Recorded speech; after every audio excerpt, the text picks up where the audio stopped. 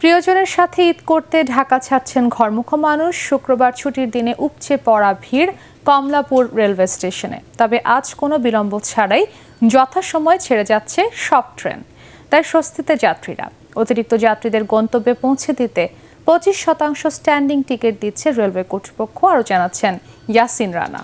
ভীষণ নিয়ে এলো ফুলঝুরি মেগা অফার সিজন 6। এই অফারে ফ্রিজ কিনলেই পাচ্ছেন নিশ্চিত 12 সেটের আকর্ষণীয় গিফট বক্স একদম ফ্রি।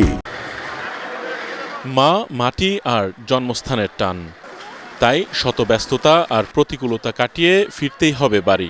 ছুটির দিন শুক্রবারে, তাই উপচে পড়া ভিড় কমলাপুর রেল স্টেশনে। টিকিট না পেলেও অনেক কষ্ট সহ্য করে সবাই ছুটছেন বাড়ির পানে। যাত্রীর চাপে অনেকেরই ট্রেনে উঠতে বেগ পেতে হয়েছে।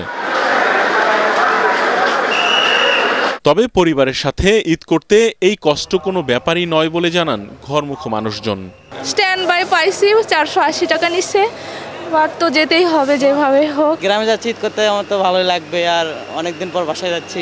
দাদু আছে, চাচারা আছে, বাবা মা আছে, সবার সাথে ঈদ করতে অনেক ভালোই লাগে। অনলাইনে টিকিট ঝামেলা, অনলাইনে টিকিট আমরা কাটি না।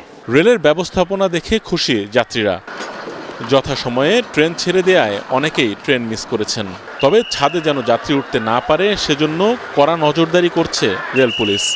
নিরাপত্তার খাতিরে তো ছাদে ওঠা ঠিক না। যে কোনো মধ্যে আমরা বিপদ আসতে পারে, পড়ে যেতে পারে, অনেক পরেও যায় মানুষ।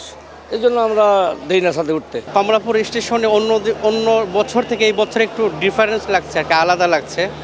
সবকিছু ব্যবস্থাপনা একটু ভালো, আলহামদুলিল্লাহ। কমলাপুর স্টেশন ম্যানেজার জানান, যাত্রীদের দুর্ভোগ কমিয়ে যাত্রা ঠিক রাখতে নিরলস পরিশ্রম করে যাচ্ছেন তারা।